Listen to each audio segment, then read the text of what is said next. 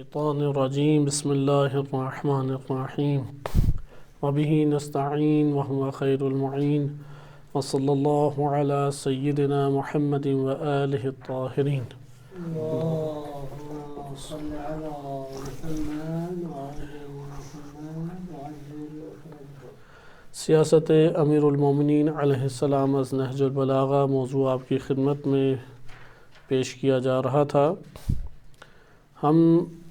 جس موضوع کے اوپر پہنچے تھے وہ امیر المومنین علیہ السلام کے عہد امامت اور خلافت میں ہونے والی دہشت گردیاں اور ان دہشت گردیوں کا قلع کما تھا۔ کسی بھی ریاست میں جب دہشت گردی اپنے کامیابی سے ہمکنار ہونے لگے تو اس کے ریشے اور اس کی جڑیں اور اس کے بنیادی اسباب وہ خود اس ریاست کے اندر شرپسند عناصر کی صورت میں موجود ہوتے ہیں، وإلا بیرونی ریاستیں جب تک اندرونی طور پہ نفوذ نہ کریں وہ ایک دوسری ریاست کے اندر دہشت گردی کو وجود نہیں دے سکتے۔ یہ وہ آشکار نکات ہیں اور واضح ہمارے پاس ایسے موقف ہیں کہ جس کے اوپر شاید ہی کوئی اختلاف کرے۔ مثلاً اگر سرزمین پاکستان میں کوئی دہشت گردی کامیابی سے ہمکنار ہوتی ہے تو اس کی بنیادی اسباب جو ہیں وہ ہمارے ملک کے اندر ہی پائے جائیں گے کہ دشمن کے جو عناصر ہیں جنہوں نے اس دہشت گردی کو وجود دیا، جیسے خودکش حملے مختلف مساجد، امام بارگاہوں میں اور ہمارے فوجی اداروں میں یا عوام الناس کے پبلک پلیسز پہ ہوتے ہیں، تو ان دہشت گردوں کے حملوں کے جو عناصر ہیں، مراکز ہیں، بنیادی شخصیات ہیں، نفوذ کرنے والے شخصیات ہیں، یہ سب کی سب در حقیقت ملک کے اندر پہلے اس کو ضعیف کریں گے، پھر بیرونی جو ہاتھ اور بیرونی مخفی جو عناصر ہیں وہ ان سے وابستہ ہو کے اپنے مذموم عزائم کو پورا کریں گے۔ یہی صورت امام علی علیہ السلام کے دور حکومت میں وجود میں آئی کہ شام کے باغیوں نے امام علی علیہ السلام کے علاقوں پہ مختلف دہشت گردانہ حملے شروع کر دیے۔ ان دہشت گردانہ حملوں کے اسباب وہ ابتدائی طور پہ وہ اس امیر المومنین علیہ السلام کے ماتحت اور زیر نصر جو ریاست ہے، ملک ہے،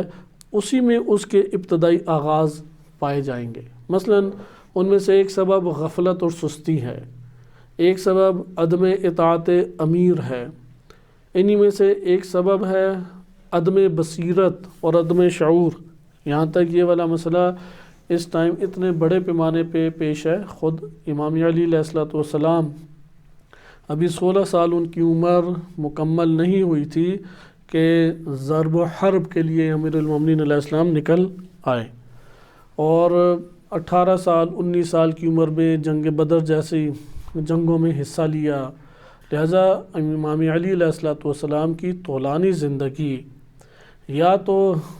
ضرب و حرب کے دوران گزر رہی ہے یا ریاست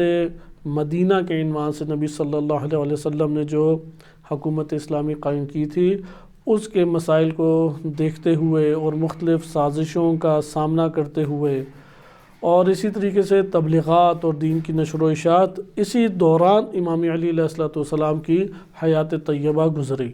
لہٰذا امام علی علیہ السلام سے بہترین مدیریت، اگر آپ عصمت کے مکتب تشیع کے پہلو کو فی الحال مد نظر رکھ کے تجزیہ تحلیل نہ کریں اور اس طبی طریقے سے تجزیہ تحلیل کریں کہ تاریخ کے دامن میں ایک کامیاب شخصیت کا جو مطالعہ کیا جاتا ہے اور اس کے جو واقعات ہمارے سامنے تاریخ کے کتب میں آتے ہیں، تب بھی ہم یہ بات کہہ سکتے ہیں کہ امام علی علیہ السلام سے زیرک اور بہترین اور کامل مدیریت کرنے والی ہستی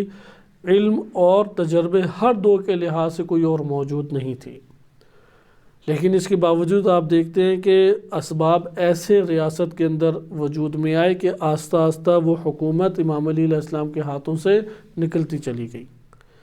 اب ان اسباب کی اگر روک تھام نہیں ہوگی تو ہم یہ ایک ضابطہ بنا کے، جیسا کہ شیخ صدر رحمۃ اللہ علیہ اور دیگر بزرگان نے یہ بات بیان کی ہے کہ آپ ایک کلیہ قاعدہ بات ادھر سے اخذ کر سکتے ہیں کہ اگر ریاست کے اندر ابھرنے والے اسباب کیے، یعنی یہ جو اسباب فساد ہیں، اسباب فساد کی روک تھام نہ کی جائے تو کائنات میں اللہ سبحانہ وتعالی کے بعد سب سے زیادہ کامل و اتم و عظیم ہستی یعنی نبی صلی اللہ علیہ وسلم و امیر المومنین علیہ السلام و انبیاء علیہ السلام اگر یہ بھی حاکم بن کے آ جائیں تو ان کے ہاتھ سے وہ حکومت اور ریاست نکل جائے گی، اگر اسباب فساد کا روک تھام نہ کیا جائے۔ اگر اسباب فساد کو نہ ہم روکیں تو امام حسین علیہ السلام جیسی عظیم ترین شخصیت کہ جن کی پیدائش اور بچپنے سے امت ان کی تعظیم کی قائل تھی، اور نبی صلی اللہ علیہ وسلم نے بذات خود تعظیم کر کے اس سنت کو امت کے درمیان رواج دیا، اس کے باوجود وہ تنہا ایک انتہائی مظلومانہ طریقے سے شہید کر دی جائے گی۔ لہذا آپ نے ملاحظہ کیا کہ اسباب فساد کس قدر خطرناک صورتحال رکھتے ہیں کہ جن کو بعض اوقات انسان نظر انداز چھوٹے موٹے مسائل قرار دے کے نظر انداز کر دیتا ہے، بڑے مسائل میں سے ہے یہ۔ حتیٰ کہ اس ٹائم امام علی علیہ السلام کی تو ایک مثال ہمارے سامنے ہو گئی کہ اسباب فساد وہ پھیلتے چلے گئے۔ امام علی علیہ السلام تو اپنے طور پہ جتنی روک تھام کر سکتے تھے کی انہوں نے، مثلا خود میدان میں نکلے، خود تلوار لے کے سامنے آ گئے، لیکن ان سب چیزوں کے باوجود آپ دیکھتے ہیں کہ لوگ نہیں نکل رہے، اطاعت امیر نہیں ہے۔ یا اسی طریقے سے صحیح تجزیہ تحلیل ایک سیاسی مسئلے کا نہ کرنا، پیش آنے والے حادثے، پیش آنے والے وقوعہ یا انسان کو پیش آنے والا مسئلہ جو اجتماعی طور پہ مسئلہ پیش آ رہا ہے اس کا صحیح تحلیلی تجزیہ نہ کرنا، یہ آپ کو کیا ناکامی سے دوچار کر دے گا۔ اگر امیر المومنین علیہ السلام کے ہاتھ میں ایک حکومت ہو اور اسباب فساد اپنی جگہ کے اوپر پھیلتے چلے جائیں تو اس کا نتیجہ کیا نکلتا ہے؟ امام علی علیہ السلام کے ہاتھ سے نکل جاتا ہے۔ کیسے ہو سکتا ہے پھر غیر معصوم کوئی عظیم ہستی ہو؟ جیسے رہبر معظم اس ٹائم ایران میں ولایت فقیہ جو نیابت امام زمان عجل اللہ تعالی فرجہ الشریف میں ایک کامل اور بہترین نظام کی صورت میں موجود ہے، اگر یہاں پہ اسباب فساد کی روک تھام نہ کی گئی تو نتیجہ کیا نکلے گا؟ اور رہبر معظم کے ہاتھ سے یہ حکومت چلی جائے گی۔ اگر نہیں گئی تو اس کا یہ مطلب ہے کہ اس قدر افراد اور قدرت موجود ہے کہ جس نے اسباب کو کنٹرول بھی کیا ہوا ہے اور نصرت اور مدد اور تائید رہبر معظم کو حاصل ہو رہی ہے، وإلا تو وہ باقی نہیں ایک کرسی رہ سکتی۔ اب حالیہ جو فسادات میں سے یعنی امام علی علیہ السلام کو تو اس مسئلے کا یعنی اس سبب فساد کا بہت بڑے پیمانے پہ سامنا کرنا پڑا، جو ابھی میں آپ کی خدمت میں اشارہ کرنے لگا ہوں کہ خود اس ٹائم حوزے علمیہ سے بعض پڑھی لکھی شخصیات جو فقہ اور اصول کی اصطلاحات میں انتہائی محکم ہیں اور کسی زمانے میں ممکن ہے کہ دفاع بھی کر چکی ہوں، اور اس ٹائم رہبر معظم کے مختلف جملات کو لے کے جو نظام کو ٹھیس پہنچاتا ہے اور ایسے شبہات کو ایجاد کرنا انہوں نے شروع کیا اور اپنے کلپس بنا کے سوشل میڈیا پہ وہ جاری کر رہے ہیں۔ اب یقیناً ایسے افراد آزادی کے نام پہ، آزادی رائے، تنقید کی اجازت ہے، یا رہبر معظم کا یہ کلپ لگا دینا کہ میں تنقید کرنے سے ناراحت یا افسردہ نہیں ہوتا، تنقید آپ کر سکتے ہیں، لیکن کیا تنقید وہ تعمیری ہونی چاہیے، تخریبی ہونی چاہیے؟ اگر کوئی تخریبی عزائم کے ساتھ تنقید کو لے کے آئے، مثلاً آج کے دور کے مسائل نہ اٹھائے، امریکہ کے ادھر سفارت خانے پہ حملہ ہوا تھا، وہ مسائل اٹھا کے اس دور کے جا کے تجزیہ تحلیل کرنے لگے اور کہ امام خمینی رحمۃ اللہ علیہ کا یہ فیصلہ ٹھیک نہیں تھا، فلاں انہوں نے بسیجیوں نے یہ کام کیا، یہ ٹھیک نہیں تھا۔ اس کا یہ مطلب یہ جو روحانی ہے یہ تنقید تعمیری نہیں چاہ رہا، یہ تنقید تخریبی چاہ رہا ہے۔ اور یہ حوزے علمیہ قم میں بیٹھ کے ایسے افراد بعض وہ جرأت مندی کے ساتھ سوشل میڈیا کے اوپر ایک عمل کو انجام دیتے ہیں۔ لہٰذا یہاں پہ اب ہمارے پاس کیا حقیقت آئی کہ اگر صحیح موقف اختیار نہیں کرتے، مثلاً رہبر معظم کا یہ بیان پکڑ لینا کہ ہم چوٹی کی طرف جا رہے ہیں اس نے تمسخر اڑانا شروع کر دیا، کون سی چوٹی، کون سی معنویت، کون سی اقتصاد، کون سی فلاں۔ تو اگر آپ مقایسہ ماضی کی نسبت کریں، اب ہمارا یہ موضوع نہیں ہے، ورنہ ایک طولانی سلسلہ شروع ہو سکتا ہے کہ کیا تشیع کس سطح پہ پہنچی انقلاب اسلامی و نظام اسلامی کے بعد، اور اس سے پہلے کہاں پر تھی۔ حتیٰ کہ خود مملکت ایران کو مد نظر رکھیں کہ آپ ابھی تشیع کے اثرات جو جہانی طور پہ سامنے ہیں اس کو مد نظر نہ رکھیں، خود مملکت ایران کو اگر مد نظر رکھیں، 80% ایران میں انقلاب اسلامی سے پہلے بجلی اور گیس موجود نہیں تھی۔ قم جو ہے وہ مٹی کے گھروں کا ایک مجموعہ تھا، ابھی تو وہ تبدیل ہو گیا سارا کا سارا، مٹی کے گھروں کا مجموعہ ادھر تھا۔ فوج اتنی طاقت نہیں رکھتی تھی کہ کسی بڑی طاقت کو اندر مداخلت میں روک سکے، اور بڑی بڑی باتیں کر کے لوگوں کو اپنے پیچھے انہوں نے چلایا ہوا تھا۔ لہذا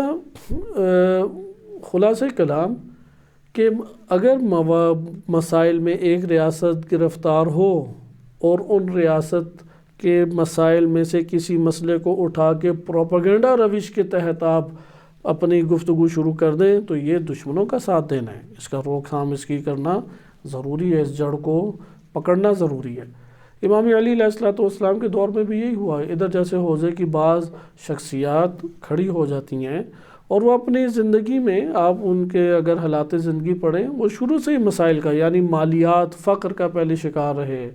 پھر اعتراض کا شدید شکار رہے۔ بعض مسائل کی طرف ان کا اشارہ درست ہے لیکن وہ قابل حل اس طریقے سے نہیں ہیں، جیسا کہ مثلا کوئی فدق کا مسئلہ امام علی علیہ السلام کے دور میں اٹھا کے خوب شور شرابہ شروع کرے اور خلفاء کے خلاف ایک فضا کو قائم کر دے، وہاں پہ امام علی علیہ السلام نے اس کی اجازت نہیں دی اس ماحول میں، کیونکہ اس کا بہانہ بنا کے تو اور مزید فتنے کھڑے کیے جا سکتے تھے۔ اختلاف اپنی جگہ موجود تھا، اس اختلاف میں مکتب اہل بیت علیہ السلام جیسا کہ قائل ہیں جناب سیدہ سلام اللہ علیہا برحق بھی تھیں، مظلوم بھی تھیں، اور اپنے ولی زمان امام علی علیہ السلام کی واحد مدافع بھی تھی اور انہی کی راہ میں شہید ہوئی۔ سب باتیں ٹھیک ہیں اور یہی موقف اختیار کرنا لازم ہے، اور دلائل کے ساتھ یہ موقف ثابت ہے ہمارے لیے۔ لیکن جو امام علی علیہ السلام کے پاس 5.25 سالہ حکومت تھی کہ 4 سال 9 ماہ یا اس طرح سے، اس میں گنجائش اس وقت ریاست کے اندر ان مسائل کو کھڑے کرنے کی نہیں تھی، اس لیے امام علی علیہ السلام نے فدق کے مسائل کو نہیں ابھارا۔ تراویح کے مسئلے کی پر امام نے دیکھا تو فوراً واپس فیصلہ لے لیا کہ لوگوں میں کوفہ کے اندر ہی ایک تفرقہ ایجاد ہو رہا ہے، وحدت ملی اس سے ختم ہو رہی ہے، وحدت ملی یا ایک وحدت جماعت جسے کہتے ہیں وہ دو پہ لگ رہی ہے۔ امیر المومنین علیہ السلام نے فرمایا کہ جس طرح تم لوگوں نے نمازیں پڑھنی ہے پڑھو۔ لہٰذا معاویہ بن ابی سفیان کے خلاف بھی امام کا اقدام شدید اسی لیے تھا کہ اس کی بقا وحدت ملی کو ٹھیس پہنچاتی ہے،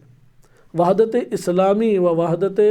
جماعت کو ٹھیس پہنچاتی ہے، جو مومنین و مسلمین کی جماعت ہے، کیونکہ ایک اپنا موقف لے کے کھڑے ہو کے اپنے طور پہ، یعنی بدماشی والا طریقہ کار ہے کہ ہم نے اپنے طریقے سے خون کا بدلہ لینا ہے، آپ لوگوں کی پتہ نہیں کب عدالتیں لگے اور کب قانون جاری ہو، ہمیں کیا پتہ، ہم تو اپنے طور پہ لیں گے، اگر ہمارے حوالے یہ سارے کے سارے افراد کر دیں، ہم اپنے طور طریقے چلائیں اور اس کے بعد دیکھیں گے۔ تو امیر المومنین علیہ السلام نے ان کا موقف قبول نہیں کیا۔ لہٰذا آپ نے یہ ملاحظہ کیا کہ اسباب، نادیدہ اسباب بعض اوقات ہوتے ہیں اور بعض اوقات آشکار اسباب ہوتے ہیں، یعنی دکھائی نہیں دے رہے اسباب۔ اس جگہ پہ تحلیلی ذہن چاہیے جو آشکار کرے، مختلف واقعات کو لے کے آئے اور مختلف دلائل لے کے آئے اور اس کے بعد آشکار کرے مسئلے کو۔ یہ تحلیلی ذہن ہر ایک کا نہیں ہو سکتا، اگرچہ جس قوم کے اندر تحلیلی ذہن وجود میں نہیں آتے تو دیگر قومیں ان کے اوپر آزادی کے ساتھ حکمرانی کرتی ہیں۔ جیسے ہمارے ملک کی اس ٹائم صورتحال یہی ہے کہ صحیح تحلیل نہ ہونے کی وجہ سے، یعنی مکس تحلیل ہے، سیکولر تحلیل ہے، نتیجہ سیکولر لیں گے۔ مثلا ایران نے فلاں دیکھو کیا تجارت انڈیا کے ساتھ، ایران نے عربستان کے ساتھ تجارت، ہم کیوں نہ کریں؟ یہ کوئی دلیل نہیں ہے۔ ایران اگر بالفرض خطا کرے تو ہم بھی خطا کریں۔ فلاں جو ہے اس نے اس طرح سے دیکھیں کہ پہلے معیشت کو اس نے مضبوط کیا، اپنی مالیات کو مضبوط کیا، پھر وارد ہوا اس میں۔ اگر ایسی صورت ہو تو ہم کہیں گے نہیں، یہ بھی ترتیب ٹھیک نہیں ہے کتنے ایسے ممالک ہیں ان کی معیشت قوی ہے لیکن اپنے اندر وہ دفاع کا اور ڈیفنس کا کوئی کسی قسم کا حوصلہ نہیں رکھتے، جیسے پورا یورپ آپ کے سامنے مثال ہے۔ یورپ چونکہ امریکہ اور رشیا کے درمیان بنتا ہے، نقشے پہ اگر آپ غور کریں کینیڈا کا ساتھ امریکہ ہے، تو کینیڈا امریکہ کی طرف ایک صورت میں چھایا ہوا ہے، دوسری طرف پورا رشیا چھایا ہوا ہے، تو یورپ گھبراتا ہی رہتا ہے اس کی مانے یا اس کی مانے۔ تو امریکہ کی زیادہ ماننے پڑتی ہے کیونکہ امریکہ کے پاس اقوام متحدہ کیونکہ عملی طور پہ سپر پاور کا وہ ادعا کرتا ہے، اگرچہ ہر خطے پہ اس ٹائم وہ برے طریقے سے ناکام ہوتا چلا جا رہا ہے، لیکن ادھر سے رشیا بھی اپنا دباؤ ڈالتا ہے اس پر۔ اب یہ معیشتی طور پہ بڑے اسٹرانگ اور مضبوط ممالک ہیں، اور انہوں نے جو طرز زندگی اپنے قوم کو دی ہوئی ہے، اپنے عوام کو دی ہوئی ہے، وہ اس کی سطح بالا ہے، کوئی چھوٹے سطح کی زندگی نہیں ہے۔ لہٰذا اس کے یعنی وہ ادھر کی کرنسی کا ہی آپ حال دیکھیں کہ اسلامی کسی بھی ملک میں وہ کرنسی آپ بھیجتے ہیں تو وہ ویلیو رکھتی ہے کرنسی، تھوڑی کرنسی زیادہ وسائل زندگی یہاں پہ فراہم کر دیتی ہے۔ تو آپ نے ملاحظہ کیا کہ یہ لوگ اس لیے یہ تجزیہ تحلیل بھی درست نہیں ہے کہ معیشت کو پہلے آپ قوی کریں اور پھر آپ اس طریقے سے انجام دیں۔ ہونا کیا چاہیے؟ ہونا در حقیقت یہ چاہیے کہ آپ کے سامنے جو چیز آشکار ہونی چاہیے کہ حقیقت میں فکر کی اساس پہ، خالص آئیڈیالوجی اور خالص اسلامی تفکر کی اساس کے اوپر ایک چیز ہمارے سامنے آنی چاہیے۔ خلاصہ کلام یہ تو ہمارے پاس امام علی علیہ الصلوۃ والسلام کے ریاستی مسائل کے حوالے سے چند کلیات تھے، جو سیاسی آپ کلیات کہہ سکتے ہیں، سیاسی ضابطے ہیں جن کی اساس پہ آپ ایک کسی بھی واقعے کو یا کسی بھی مسئلے کو تحلیل کر سکتے ہیں۔ یہ چند ضابطے ہیں کہ فکر ایمانی کی اساس کے اوپر اگر اقدام کیا جائے، مثلا ہر ملک کے اپنے اقتصادی مفادات ہیں، کوئی بھی دنیا کا ملک نہیں کہتا کہ فلاں اپنے اقتصادی مفادات کو حاصل نہ کرے، لیکن اقتصادی مفادات کو حاصل کرنے کا یہ طریقہ کار نہیں ہے کہ عالم اسلام کو داؤ پہ لگا دے، پوری کی پوری اپنی ریاست کی رعایا کو داؤ کے اوپر لگا دے۔ اقتصادی مفادات اس کے جواز کے طریقے ہیں، اس کے یہ مراحل دیکھنے پڑتے ہیں کہ اس کے اثرات کیا نکلیں گے۔ آیا ملک جو ہے وہ دوسروں کے ہاتھوں میں چلا جائے گا یا ہاتھوں میں نہیں جائے گا؟ عالم اسلام کے ساتھ یہ دشمنی میں ہے یا دشمنی میں یا دوستی میں ہے؟ تو اس طرح سے ہمیں بالآخر فکر ایمانی کی اساس کے اوپر تحلیلات کو لے کے آنا چاہیے، اور اگر یہ اقدام عالم اسلام میں اگر ہو جاتا تو آج فلسطین کی اس جنگ کو 3 ماہ کے قریب دن نہ دیکھنے پڑتے کہ فلسطین میں اگرچہ اس جہد سے واقعاً جو غزہ کے لوگ ہیں، عوام ہیں اور حماس کے مجاہدین ہیں، وہ قابل تحسین و قابل مدح و ستائش ہیں کہ انہوں نے جس استقامت کا مظاہرہ کیا اور جس صبر کا انہوں نے مظاہرہ کیا ہے، کیونکہ جو ان کو مسائل مالی اور جانی دیکھنے پڑ رہے ہیں انسان کے تصورات سے باہر ہے، جو انہیں زخم جھیلنے پڑ رہے ہیں وہ ہمارے تصورات سے بھی باہر ہے، لیکن اس سب کے باوجود وہ صبر کے پہاڑ بن کے وہاں پہ ڈٹے ہوئے ہیں۔ اور دوسری طرف استقامت کا مظاہرہ کہ سر نگو نہیں کر رہے، سر تسلیم خم نہیں ہو رہے، ہر طریقہ اختیار کر چکے ہیں کہ اس ٹائم بھاری نقصان اسرائیل کو مالی طور پہ جنگ میں حصہ لینے کی وجہ سے ہو گیا۔ ایک ٹینک کی قیمت کتنے کروڑوں تک پہنچ جاتی ہے، کتنے ہی، یہ 750 سے، کہ کل کی یہ رپورٹ انہوں نے دی ہے جو حماس کے مبصر ہیں، جو ان کی طرف سے نمائندہ مبصر ہیں اور نمائندگی کرتے ہوئے بیان دیتے ہیں کہ 750 سے زائد گاڑیاں اور ٹینک جو ہیں انہوں نے کاملاً یا ان کو ناکارہ کیا ہے یا ایک بڑا حصہ ان کا ناکارہ کیا ہے، اور یہ چھوٹا عدد نہیں ہے اس ٹائم۔ اسی طریقے سے ایک بڑی تعداد فوجیوں کی اسرائیلی ماری جا چکی ہے، یعنی اسرائیل کی اپنی زندگی میں پہلی جنگ ہے جو اتنی طولانی ہو گئی۔ جب 3-4 ممالک نے حملہ کیا تھا تو 6 دن میں ہرا دیا تھا اسرائیل نے، اور جب حزب اللہ وہ ملک نے نہیں جنگ لڑی، ایک مقاومتی جماعت نے جنگ لڑی تھی، لیکن ان کی ترتیب درست تھی کہ ایمان کی اساس پہ لڑ رہے ہیں،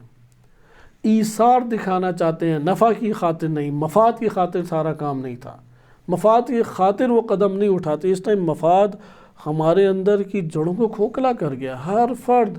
ایک بسم اللہ لکھتے ہوئے بھی یہ سوچتا ہے کہ مجھے کیا ملے گا ادھر.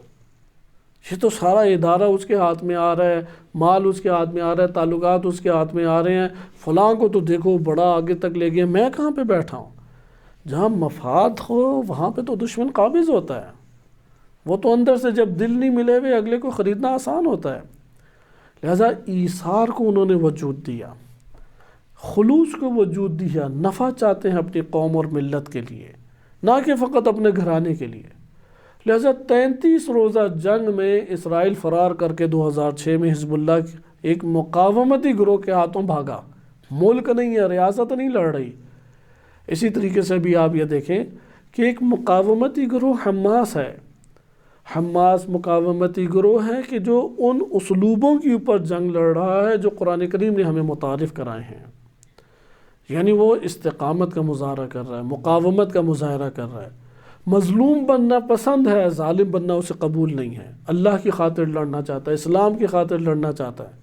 ایثار دکھانا چاہتا ہے، قربانی دینا چاہتا ہے. لہذا اپنے بچوں کے، اپنے گھرانے کے، اپنے عزیز رشتہ داروں کے انہوں نے خود جنازے اٹھائے ہیں. پورے کے پورے گھر ان کے تباہ ہو گئے کہ 20-25 سال تک تو وہ نہیں عمارتیں بننے والی.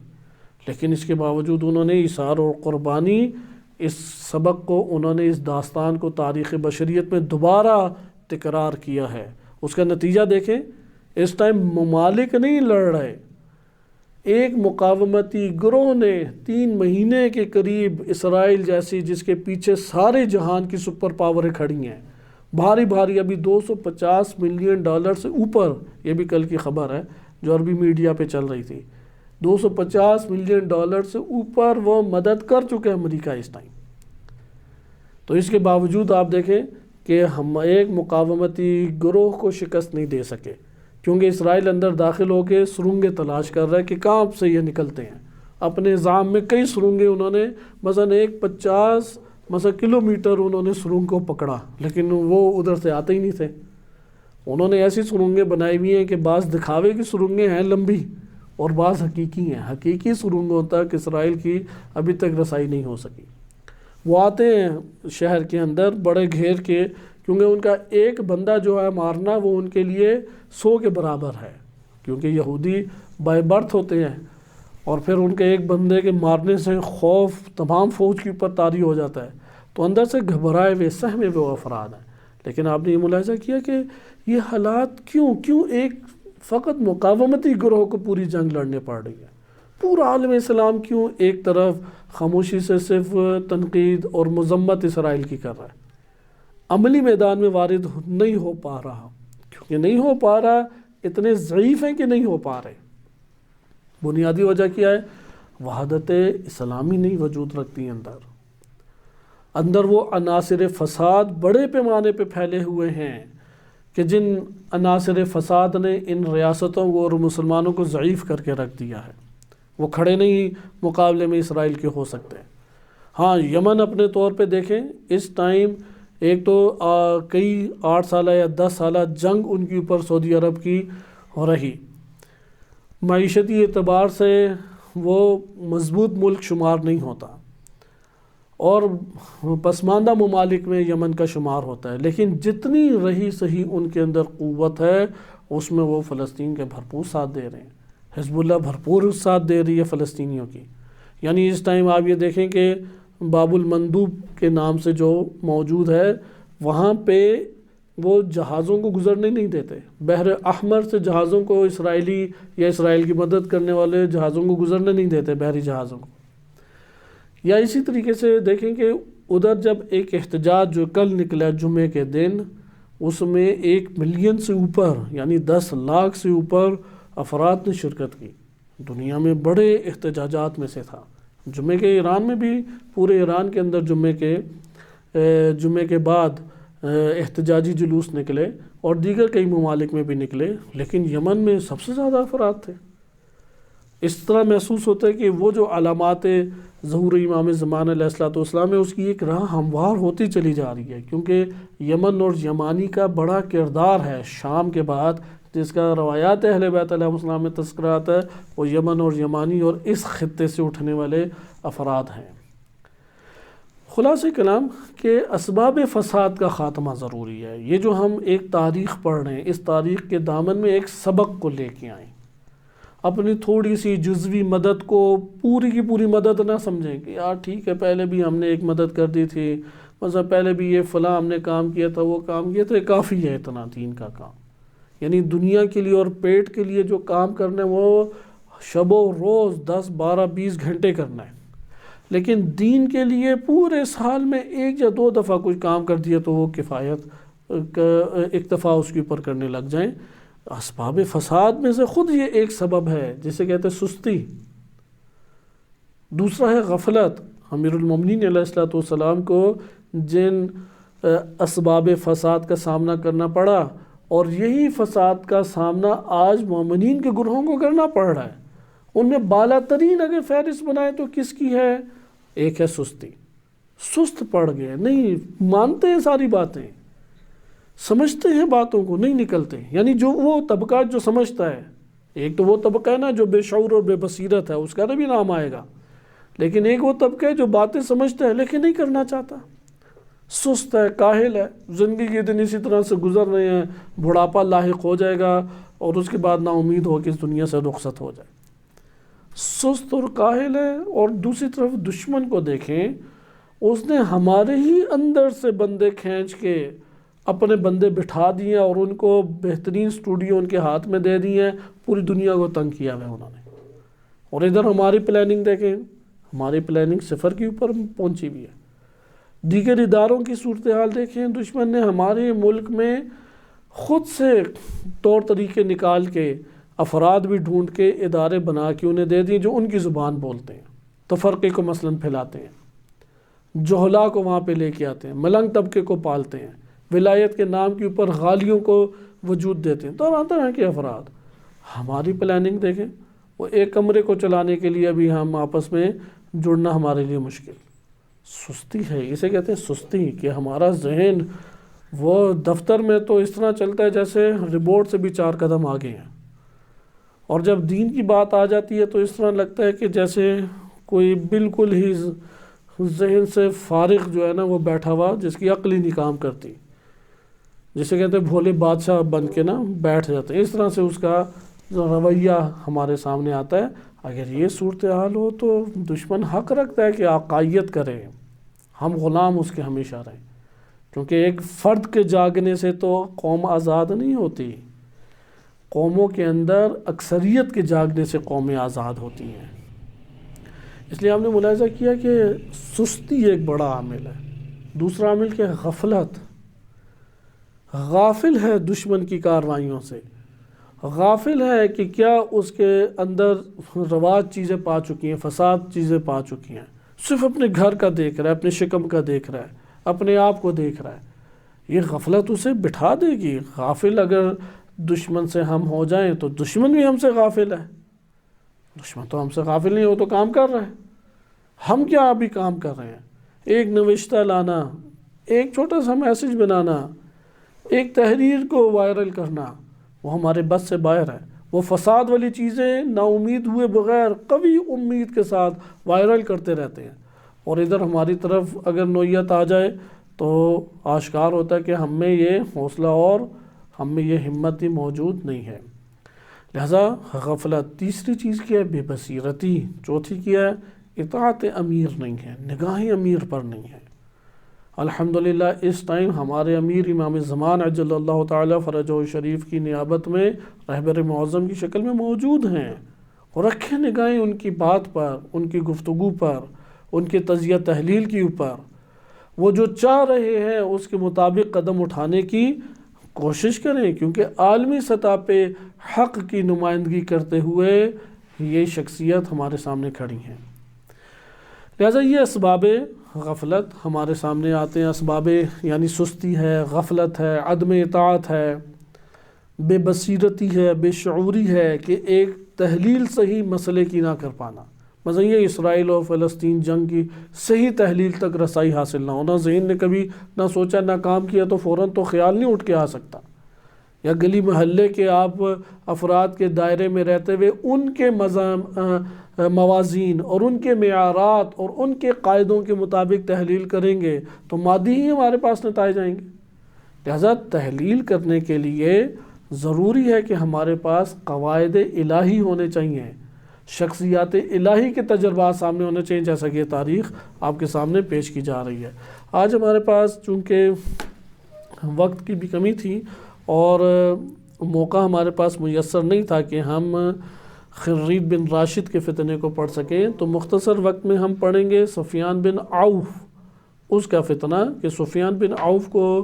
معاویہ بن ابی سفیان نے اسی غارت گری کے لیے جب بھیجا تو اس نے حملے کی غرض سے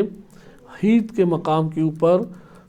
آ کے حملہ کیا، اور اس کی ایک پھر تفصیل ہمارے سامنے آتی ہے۔ سفیان بن عوف کا جہاں تک تعلق ہے وہ پہلے آپ کی خدمت میں ذکر کیا جائے، کیونکہ یہ شخصیت معاویہ کی قابل اعتماد شخصیت شمار ہوتی تھی، اور اس نے امیر المومنین علیہ السلام کے علاقوں پہ شدید ترین نقصان پہنچایا۔ بصر بن ابی ارطاح کے بعد جو سب سے سخت نقصان پہنچا وہ یہ سفیان بن عوف ہے، کیونکہ یہ بھی کامیابی سے واپس پہنچنے میں کامیاب ہوا۔ صرف ان دہشت گردوں کا تذکرہ آیا ہے جو کامیابی سے ہمکنار ہوئے اور واپس پہنچ گئے، سوائے ابن حضرمی کا جو ہم نے گزشتہ درس میں پڑھا کہ اس کی پھر دہشت گردوں کے دلوں میں ایسی بیٹھی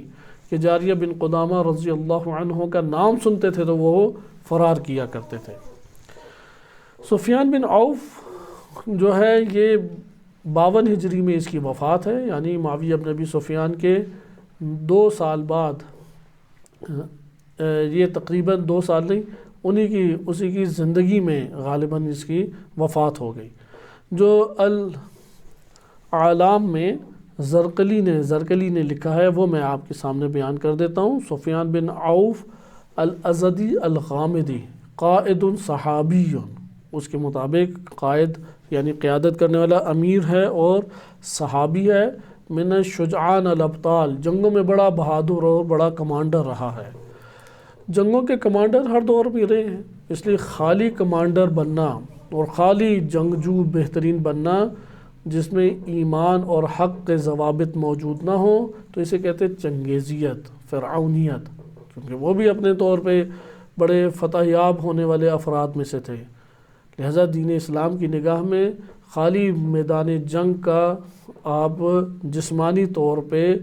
قوی بن جانا یعنی درندہ صفت بن جانا، درندہ کہتے ہی اسے ہیں کہ اس کے سامنے کوئی بھی ٹھہر نہ سکے، یہ کوئی خوبی نہیں ہے۔ کان مع ابی عبیدہ بن جراح بالشام حین افتتاحت، شام جب فتح ہوا تھا ابو عبیدہ بن جراح کے ہاتھوں تو یہ سفیان بن عوف ساتھ تھا، اور معاویہ نے صائفتین ایک علاقہ ہے اس کی حکومت اسے دی ہوئی تھی، اور اس کو پھر بلاد روم کی طرف بھی بھیجا اور قسطنطنیہ کے دروازوں تک اس نے رسائی حاصل کی تھی۔ تو یہ اس کا ایک بیان جو ہے وہ کتابوں میں موجود ہے، اہل سنت کتب میں موجود ہے۔ اسی طریقے سے ذہبی نے بھی تاریخ الاسلام میں مختصر سا ذکر کیا ہے سفیان بن عوف، البتہ بقیہ نے صحابی نہیں لکھا، صحابی ہونا مشکوک ہے اس کا، اہل سنت کے ہاں بھی صحابی ہونا مشکوک ہے۔ فتح دمشق یعنی جب یہ شام فتح ہوا تھا تو یہ موجود تھا ابو عبیدہ بن جراح کے ساتھ، اور صائفہ جو علاقہ ہے اس کی حکومت جو ہے وہ معاویہ نے دی تھی، اور شام کے زمین پہ جو مختلف طرح کے لشکر کشی اور مورچے بنائے ہوئے تھے اس کے اوپر اس کو قرار دیا ہوا تھا، یہاں تک کہ 52 ہجری میں اس کی وفات ہوئی، اور ذہبی نے اس بات کی تصریح کی ہے کہ اس کو صحابی ہونے کا شرف حاصل نہیں ہے، لیکن بعض نے جیسے زرقلی جو ہے اس نے یہ بات ذکر کی ہے کہ اس کا صحابی ہونا اس کی نظر میں ثابت ہے، لیکن بقیہ کی نظر میں ثابت ہونا ثابت نہیں ہے۔ اچھا آج بقیہ ہم سفیان بن عوف کی طرف، تو جنگ صفین میں اس نے حصہ لیا تھا اور جنگ صفین میں موجود تھا یہ۔ اس کے بعد ہمارے پاس غارات کی جب بات آتی ہے یعنی دہشت گردیوں کی بات آتی ہے تو تو انبار کے اوپر اس نے غارت گری کی۔ اس کا جو بیان ہے خود سفیان بن عوف غامدی یہ بیان کرتا ہے، اس کا نام پورا ہے غامدی، اور بنو امیہ ہی کے یہ قبیل سے تھا، یعنی اس کا تعلق بھی بنو امیہ سے اس طور پہ تھا۔ امام علی علیہ السلام کے دور میں اس نے انبار کے علاقے میں ہیت سے گزرتے ہوئے انبار کے علاقے میں حملہ کیا تھا، اور خطبہ نمبر آج ہمارے پاس اس حوالے سے موجود ہے کہ خطبہ جہاد بھی غالباً اسے کہتے ہیں، جو اسی کی غارت گری اور دہشت گردی کے بارے میں امام علی علیہ السلام نے بیان فرمایا تھا۔ ہوا اس طرح سے یہ معاملہ تھا کہ میں تاریخ کے اوراق میں دوبارہ وارد نہیں ہوتے، آپ کی خدمت میں سارا کچھ بیان نہیں کیا جاتا، کیونکہ ہم سابقہ دروس میں جناب کمیل بن زیاد رضی اللہ عنہ کے بیان میں ایک طولانی حصہ پڑھ چکے ہیں۔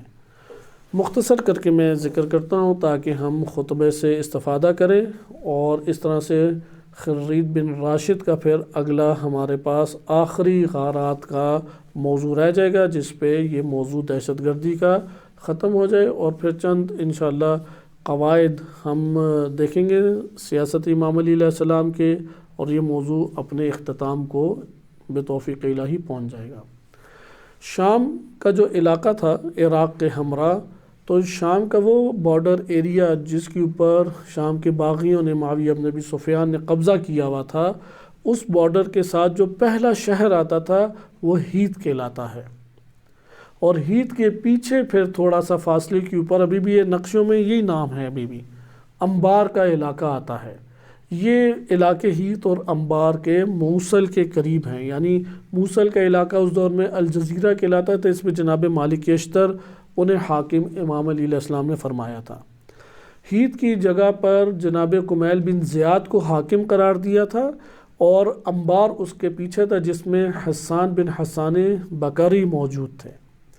اس وقت اسٹریٹجی یہ تھی، فوجی اسٹریٹجی اس طرح سے اختیار کی ہوئی تھی کہ اصل فوج جن کے پاس تھی وہ جناب مالک اشتر رضی اللہ عنہ ہیں، کیونکہ ان کے پاس بڑا الجزیرہ بہت بڑا علاقہ شمار ہوتا تھا، یعنی انبار سے لے کے انبار بھی شاید اسی کا ایک ماتحت علاقہ شمار ہوتا تھا، ہیت بھی الجزیرہ کے ماتحت آتا تھا، تو یہ سارے انڈر تھے جناب مالک اشتر کے۔ لیکن امام علی علیہ السلام نے اس طرح سے مدیریت کی ہوئی تھی اور ریاست کی کہ یہ بڑے بڑے عہدیداران جہاں اپنے سے بالا حاکم کے ماتحت ہوتے تھے، وہاں پہ براہ راست ایک تعلق خود امام علی علیہ السلام بھی اپنا رکھتے تھے۔ تو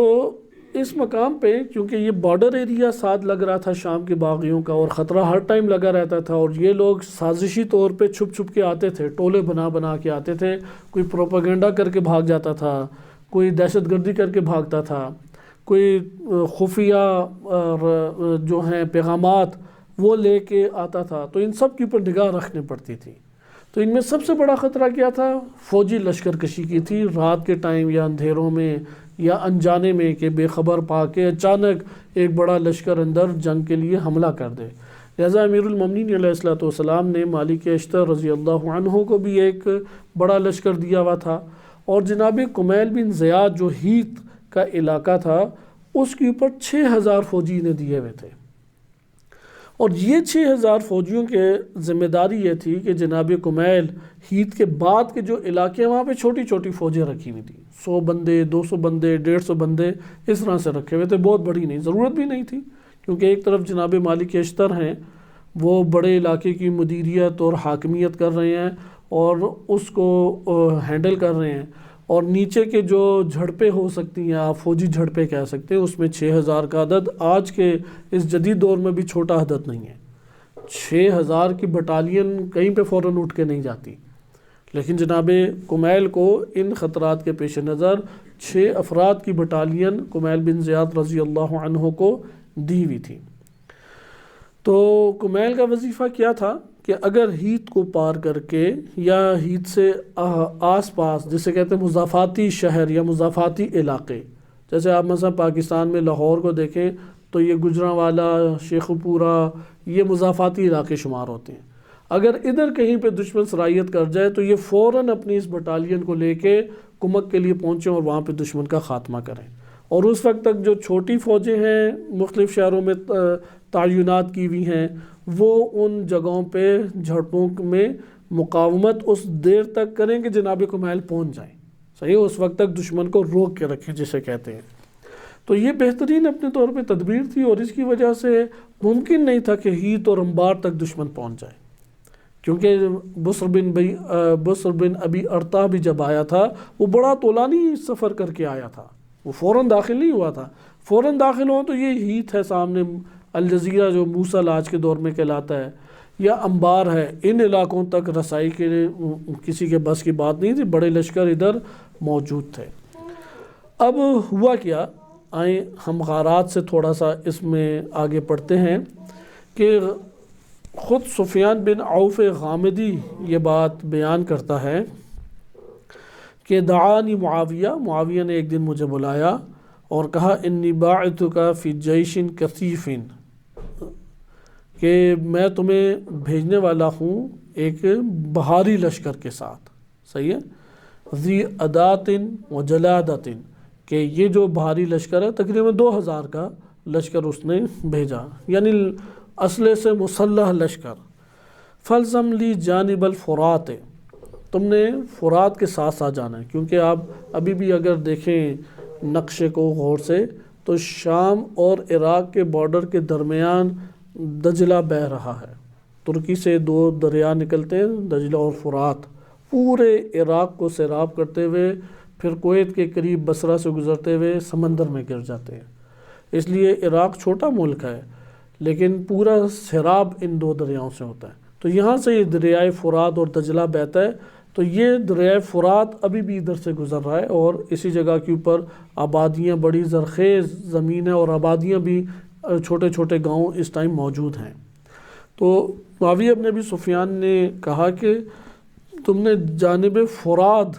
رہنا ہے، جو میں تمہیں کہہ رہا ہوں تم نے اس کے مطابق چلنا ہے، حتی تمر بہیت، گزرتے گزرتے ہیت آ جائے، ہیت کا علاقہ آ جائے، فتقطعھا، اس در کوئی جھڑپ نہیں کرنی، گزار دو، ان وجدت بہا جندن، اگر ادھر تم نے کسی فوجی کو پایا، فاغر علیہم، تو تم ان کو پھر ابھارنا اور پھر فرار کر جانا، صحیح ہے، یعنی جھڑپ اس سے ہونی چاہیے لیکن کوئی جانی مالی نقصان نہ ہو، جھڑپ کر کے فرار کر جاؤ۔ لیکن اگر ہیت میں کوئی نہیں تمہیں روکتا، ہیت کے علاقے میں نہیں روکتا، تو پھر کہاں پہ جائے گا؟ آگے جائے گا، فمزی، تو پھر جاؤ آگے، حتی تغیر علی الانبار، یہاں تک کہ کہاں تم یہ پار کہاں کر جاؤ، اغارہ، یعنی حملہ کس کے اوپر کرو؟ دہشت گردی، اغارہ کہتے ہیں دہشت گردانہ حملہ کرو، کس کے اوپر دہشت گردانہ حملہ کرو؟ انبار پہ۔ فَإِن لَمْ تَجِدْ بِهَا جُنْدًا، اگر وہاں پہ بھی تمہیں کوئی لشکر نہیں ملتا جس سے تمہاری جھڑپ ہو، بالکل صفایا ہے، صاف تمہیں ماحول مل رہا ہے، وہاں سے بھی پھر آگے جاؤ، فمزی حتی مدائن تک جا پہنچو اور اس کی بجا کے دہشت گردی کرو، اور پھر مدائن سے ہوتے ہوئے اقبل الیہ، خاموشی سے بھاگ کے میرے پاس آؤ، لیکن واتقی ان تقرب الکوفہ، کوفہ کے قریب جانے سے بچنا، ادھر نہیں جانا، پکڑے جاؤ گے، صحیح ہے، اس کے قریب تم نے نہیں جانا۔ وَعْلَمْ أَنَّكَ إِنْ أَغَرْتَ عَلَىٰ أَهْلِ الْأَنْبَارِ، تم یہ بات جان لو اگر تم کامیاب ہوگے کہ دہشت گردانہ حملہ تم اہل انبار پہ اور اہل مدائن کے اوپر دہشت گردانہ حملہ کرنے میں کامیاب ہو گئے، فَكَأَنَّكَ أَغَرْتَ عَلَىٰ أَهْلِ الْكُوفَةِ، گویا کہ تم نے کوفہ جو کہ دارالخلافہ ہے اس کے اوپر تم نے چڑھائی کر دیا اور حملہ کرنے میں کامیاب ہو گیا۔ إِنَّ هَذِهِ الْغَارَاتِ يَا سُفْيَانُ عَلَىٰ أَهْلِ الْعِرَاقِ تُرْهِبُ قُلُوبَهُمْ، سفیان، یہ جو تم دہشت گردی کا ایک حملہ کرو گے، اس سے ان اہل عراق کے دلوں میں شدید خوف اور ڈر پھیل جائے گا، سہم کے رہ جائیں گے یہ۔ وَتُجَرِّيُ كُلَّ مَنْ كَانَ لَهُ هَوَىٰ مِنْهُمْ، اور تم آرام سے ان افراد کو لے کے آ سکتے ہو کہ جن کو تم ان میں سے چاہتے ہو، کہ ان میں سے جن کی اپنی طرف مائل کرنا چاہتے ہو۔ وَيَرَى فِرَاقَهُمْ، یعنی ان افراد کو تم منتشر اندر سے کر دو گے، یعنی صفے توڑ دو گے، دل ان کے خوف سے بھر جائیں گے، یعنی اندر سے لوگوں کو جو مضطرب کرنا اس کا تھا، کیونکہ دہشت گردوں کی وجہ سے اگر ایک ریاست میں خوف پھیل جائے وہ پھر دہشت گردی کا مقابلہ کرنے کے قابل ملک نہیں رہتا۔ وَتَدْعُ إِلَيْنَا كُلَّ مَنْ كَانَ يَخَافُ الدَّوَائِرَ وَخَرِّبْ كُلَّ مَا مَرَرْتَ بِهِ، جو بھی تمہیں نظر آئے اسے ہماری طرف دعوت دو، جو ڈر گیا ہے، خوف کا شکار ہو گیا ہے، اسے ہماری طرف بلاؤ اور بتاؤ اس سے کہ اور جہاں سے بھی گزرو خرب، اسے تباہ و برباد کرو، اسے برباد کر کے تم نے آنا ہے۔ من القرا، جن جن گاؤں سے گزرتے ہو جلاؤ ان کے گھروں کو، بھی چھوٹے بچوں اور مظلوم لوگوں کو، خواتین بوڑھے بچوں کو قتل کرو، تخریب کاری کر کے ادھر آنا ہے۔ وَاقْتُلْ كُلَّ مَنْ لَقِيتَ مِمَّنْ لَيْسَ هُوَ عَلَى رَأْيِكَ، جو تمہارا نظریہ نہیں رکھتا اسے پکڑ کے قتل کر دو۔ جو بھی ایسا بندہ ملتا ہے کہ جو تمہاری رائے نہیں رکھتا، تمہارا موقف نہیں رکھتا، قتل کر دو۔ وَاحْرُبِ الْأَمْوَالَ، ان کے اموال کو لوٹ لو۔ فَإِنَّهُ شَبِيهٌ بِالْقَتْلِ، کیونکہ یہ اموال کا لوٹنا ایک قسم کا قتل کرنا ہی ہے ان کا۔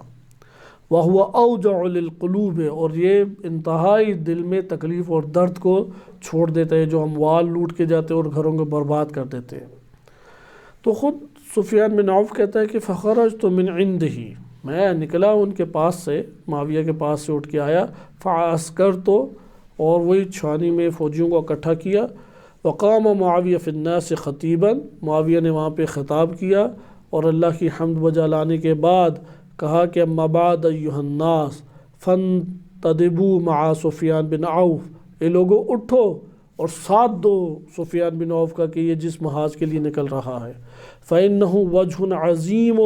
یہ بہت بڑی شخصیت اور بہت عظیم بندہ ہے۔ فیہ اجر، یعنی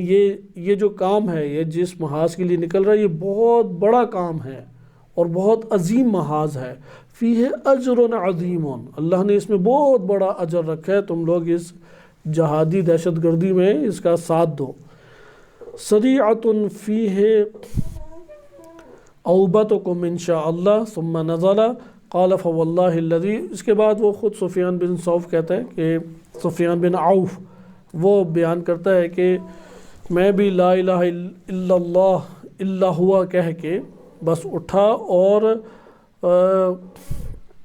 مرت بھی ثلاثۃ حتی خرجت، کہتے جب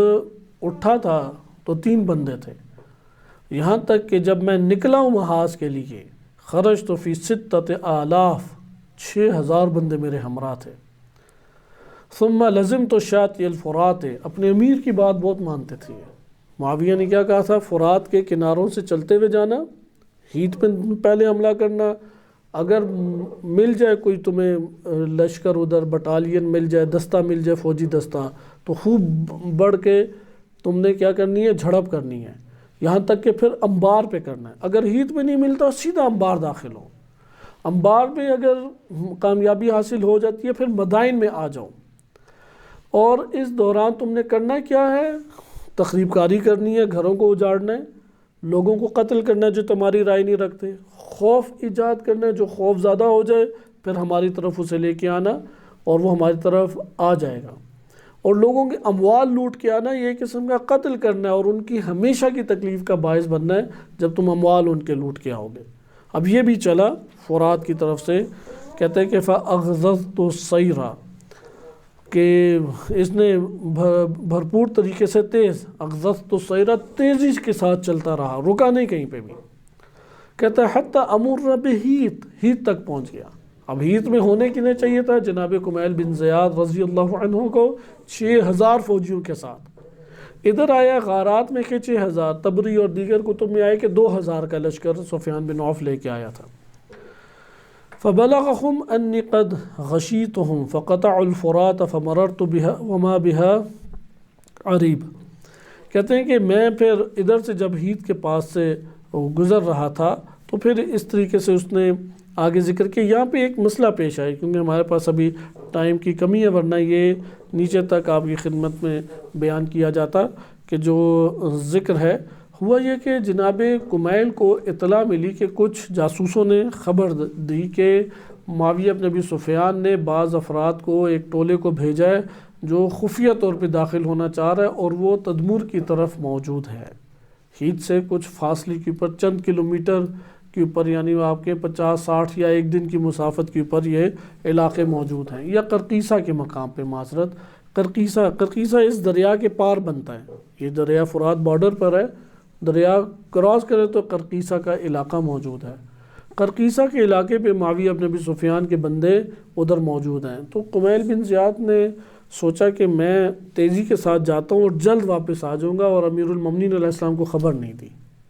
نہیں بتایا امام علی علیہ السلام کو، کیونکہ ارادہ نہیں تھا، اور ان کے پاس فوج بھی بہاری تھی، اور پتہ تھا کہ خفیہ ایک دستہ بھیجا ہوا ہے معاویہ بن ابی سفیان نے، تو میں ان لوگوں کو دبا دوں گا اور دبا کے واپس آ جاؤں گا، اس لیے یہ لمبا چوڑے چند دن گزارنے کا کوئی فائدہ نہیں ہے کہ پہلے امام علی علیہ السلام کو لکھا جائے خط، ان کی طرف سے پھر جواب آئے اور پھر اس پر عمل کیا جائے، یہ چھوٹا سا معاملہ ہے۔ تو ادھر سے وہ چلے گئے جناب کمیل، اب پیچھے خبر نہیں تھی کہ یہ آ رہے ہیں اس طریقے سے، سفیان بن عوف کی خبر نہیں تھی، تو وہاں پہ قرقیسہ پہ اچانک حملہ کر کے اس کو تو ناکارہ کر دیا ان عناصر کو، معاویہ بن ابی سفیان کو، لیکن جب یہ داخل ہوئے ہیں ہیت میں تو دیکھا کوئی ہے ہی نہیں ہے بندہ، کوئی روکنے والا ہی نہیں ہے، چھانیاں جو ہیں وہ خالی پڑی، یعنی وہ جو ہیں ہرڈلز بنی ہوتی ہیں مختلف چیک پوسٹیں جسے آپ کہتے ہیں، چیک پوسٹوں میں افراد موجود نہیں ہیں، تو وہاں سے وہ داخل ہوتے ہوئے انبار پہنچے، انبار میں حسان بن حسان بکری موجود تھے، تو حسان بن حسان بکری کے ساتھ 200 بندے تھے، انہوں نے جب اتنا جم غفیر 2000 یا 6000 کا دیکھا، کہا کمیل اس کا مطلب انہیں دیکھ کے بھاگ گئے ہیں، تو ہم تو یہ نہیں جنگ لڑیں گے، تو حسان بن حسان بکری نے کہا کہ میں امام علی علیہ السلام کے حکم کے بغیر اس جگہ سے نہیں ہلوں گا، کسی نے ساتھ دینا دے، نہیں دینا نہ دے، تو اس لشکر کو آتے ہوئے دیکھ کے وہ 100 سے اوپر بندے بھاگ گئے، چھوڑ دیا حسان بن حسان بکری کا کہ جب کمیل اتنے بڑے لشکر کے ساتھ ان کو روک نہیں سکے، اور کمیل جو ہیں وہ اس کو دیکھ کے فرار کر گئے، تو ہم کیوں نہ فرار کریں، تو حسان بن حسان بکری وہ استقامت کے ساتھ کھڑے ہوئے، لیکن فوراً ہی ان کے تلواروں کا نوالہ بن گئے اور سارے شہید ہوئے بندے، پھر انہوں نے اطمینان سے انبار کو لوٹا، مدائن کی طرف گئے، گھروں کو آگ لگائی، چھوٹے بچوں، مظلوم خواتین اور لوگوں کے اموال کو لوٹ کے پھر بڑے آرام سے انبار سے واپس ہوتے ہوئے، یعنی مدائن انبار سے ہوتے ہوئے ہیت، اور ہیت سے ہوتے ہوئے واپس معاویہ بن ابی سفیان کے پاس یہ قافلہ پہنچ گیا۔ اس کی اطلاع جب امام علی علیہ السلام کو ملی تو انتہائی غمزدہ اور انتہائی دکھی ہوئے، یعنی راتوں کی نیند امام کی اڑ گئی، اور آپ اگر نہج البلاغہ کے ان بیانات کو مطالعہ کریں تو اگر امام علی علیہ السلام آج کے دور میں ہوتے اور یہ فلسطین کی حالت ہوتی تو آپ سوچ نہیں سکتے کہ وہ ایک رات بھی نہ شاید سو سکتے، امام علی علیہ السلام کے لیے ایک رات سونا جو ہے وہ ممکن نہ ہوتا امت کی حالت یہ دیکھ کے، اگر امیر المومنین علیہ السلام کی حکومت و ریاست میں اس طرح سے مسائل کھڑے ہوتے، لہذا امام علیہ السلام فوراً انبار پہنچے، کوئی قافلے کا انتظار نہیں کیا، لشکر بنانے کا انتظار نہیں کیا، ایک دو افراد ان کے ساتھ ساتھ ہوں گے، فوراً انبار پہنچے، ادھر کمیل آئے تو اب ان کی ہوائیاں اڑی ہوئی کہ کیا ادھر ہو گیا ہے، اور پھر امام علی علیہ السلام نے جناب کمیل کو ایک مکتوب اسی ٹائم لکھا تھا، قبل اس کے کہ خود آتے مکتوب پہلے روانہ کر دیا، اور وہ مکتوب نہج البلاغہ میں آیا کہ جو آپ پہلے پڑھ چکے ہیں، جس میں سرزنش کی جناب کمیل کی، اور اس موقع کے اوپر یہ خطبہ امیر المومنین علیہ السلام نے دیا کہ جو میں ابھی آپ کی خدمت میں پڑھ رہا ہوں، خطبہ نمبر 27 یہ خطبہ بنتا ہے، اس کے کلمات میں تیزی سے آپ کی خدمت میں عرض کرتا ہوں کہ یہ ختم نہیں کر سکیں گے اور اس کی تشریح آج کے دن نہیں ہو سکے گی، انشاءاللہ اس کی تشریح کو ہم بعد میں دیکھیں گے۔ سفیان بن عوف کی غارت گری کے موقع پہ امام نے یہ فرمایا، اما بعد فإن الجہاد باب من ابواب الجنہ، کہ خطبہ نمبر 27 کہ جہاد جنت کے ابواب میں سے ایک باب ہے، فتح اللہ لخاصۃ اولیائہ، اللہ سبحانہ و تعالیٰ نے اپنے خصوصی اولیاء اور دوستوں کے لیے یہ دروازہ کھولا ہے۔ ہر کسی کو جہاد کا نہ حوصلہ ہوتا ہے اور نہ وہ جا پاتا ہے۔ جن کا اللہ تعالیٰ کے اوپر خصوصی کرم ہوتا ہے، البتہ وہ اللہ کی راہ کے ہوں، اولیاء میں سے ہوں، یعنی نمازیں روزے رکھتے ہوں، نمازیں پڑھتے ہوں، دیندار ہوں، اعتقادات ان کے ٹھیک ہوں، مال کی خاطر نہ گئے ہوں، ان اولیاء میں سے ہوں، تو تب یہ خاص اولیاء اللہ کر لیتا ہے۔ اولیاء میں جن کو خاص کرنا ہے ان کو اللہ سبحانہ وتعالی جہاد کی توفیق دیتا ہے۔ وَجُنَّتُهُ الْوَثِيقَةُ، اور مضبوط یہ ایک ذرہ ہے، مضبوط ایک ڈھال ہے دشمن سے بچنے کے لیے۔ یعنی آپ دیکھیں نا، جہاد ڈھال ہے، جہاد نہیں کریں گے تو دشمن وہ ڈھال نہ ہو تو آگے ضربہ لگے گا ریاست کو۔ لہذا ہر وہ ریاست جس نے استقامت کے ساتھ دشمن کا مقابلہ کیا ہے، اس جگہ پہ وہ ریاست اور ریاست کی عوام کو بچانے میں کامیاب ہوگی۔ لیکن جس جگہ دشمن کا مقابلہ نہیں کیا، ادھر سخت ضربہ اندر عوام الناس کو لگا ہے۔ فمن ترکہ رغبۃ عنہ البسہ اللہ ثوب الذل، جس نے بھی اس واجب عمل سے یعنی جہاد سے جس نے بھی روگردانی کی، پہلو تہی کی، اسے چھوڑ دیا، اسے ترک کر دیا، اللہ ذلت کا لباس اس عوام الناس اور معاشرے کو پہنا دیتا ہے۔ وَشَمِلَهُ الْبَلَاءُ، پھر بلائیں اسے شامل ہو جاتی ہیں۔ وَدُيَّثَ بِالصِّغَارِ وَالْقَمَاءَ، اور وہ ذلت اور خاریوں کی پھر ٹھوکریں کھاتا ہے۔ وَضُرِبَ عَلَى قَلْبِهِ بِالْإِسَادَةِ، وہ مصیبت اور ابتلا کی چادر اوڑھ لیتا ہے، یعنی ہر طرف سے مصیبت اور بلا، اور کیا ہے، ذلت اور خاریوں کے ساتھ ٹھکرا دیا جاتا ہے۔ اب آپ آگے دیکھیں کہ یہ فہرست ہمارے لیے مہم ہے کہ جو میں نے آپ کی خدمت میں بتائی کہ اسباب فساد کیا ہیں، ان اسباب کو اگر ختم نہیں کریں گے، ایک ریاست تو دور کی بات، ایک چھوٹا سا ادارہ نہیں چل سکتا، چند کمروں پر مشتمل ایک ادارہ بھی نہیں چل سکتا، ریاست تو دور کی بات ہے۔ یعنی ریاست تو بے درجہ اولا نہیں چل سکے گی، کیونکہ چھوٹی جگہیں چلانا تو آسان ہوتا ہے، ریاست کو چلانا مشکل ہوتا ہے۔ تو ان برائیاں اور ان مسائل کی وجہ سے یہ چھوٹی جگہیں نہیں چل سکتی، اور ریاستیں تو پھر اس جگہوں پہ دشمن کے ہاتھوں تک پہنچ جاتی ہیں۔ اس لیے امام فرماتے ہیں کہ ذلت و خاریوں کے ساتھ ٹھکرا دیا جاتا ہے جو اس عظیم نعمت جہاد کو ترک کر دے۔ اور پھر کیا فرماتے ہیں کہ وَأُدِيلَ الْحَقُّ مِنْهُ بِتَشْجِيعِ الْجِهَادِ وَسِيمَ الْخَسَفِ وَمُنِعَ النَّصَفِ، اور مدہوشی اور غفلت کا پردہ اس کے دل کے اوپر چھا جاتا ہے۔ مدہوشی اور غفلت، آپ نے ملاحظہ کیا کہ کس قدر بڑا جرم امیر المومنین علیہ السلام اسے قرار دے رہے ہیں اجتماعی دنیا میں۔ غفلت اور سستی بہت بڑے جرائم میں سے ہے، بہت بڑے، یعنی اس کی وجہ سے کبائر جنم لینے لگ جاتے ہیں، گناہان کبیرہ جنم لینے لگ جاتے ہیں۔ اتنے مسائل ہیں، چھوٹے مسائل نہیں ہیں، کیونکہ حقوق الناس تلف ہوتے ہیں، اور حقوق الناس جو تلف ہوتے ہیں وہ کبائر میں شمار سے، کئی جگہوں پہ قتل ہو گئے، کئی جگہوں کے اوپر مالی غبن ہو گیا آپ کی سستی اور غفلت کی وجہ سے، کئی جگہوں کے اوپر افکار انحرافی اور گمراہ کن افکار پھیل گئے۔ اب یہ ساری کی ساری کس وجہ سے ہو رہی ہے؟ سستی اور غفلت کی وجہ سے ہو رہی ہے۔ یہ ابھی جو ایران کے مسائل ہیں اس میں معروف جو تجزیہ نگار عالم ہیں کہ حجت الاسلام رحیم پور ازغدی حافظہ اللہ تعالیٰ، بڑی اچھی شخصیات ہیں، بڑی اچھی شخصیت ہیں، اور بہت ان کے بہترین ان کے تجزیات ہوتے ہیں۔ ان تجزیات میں انہوں نے یہی بار بار بیان کی کہ ماضی سے تکرار سیکھے،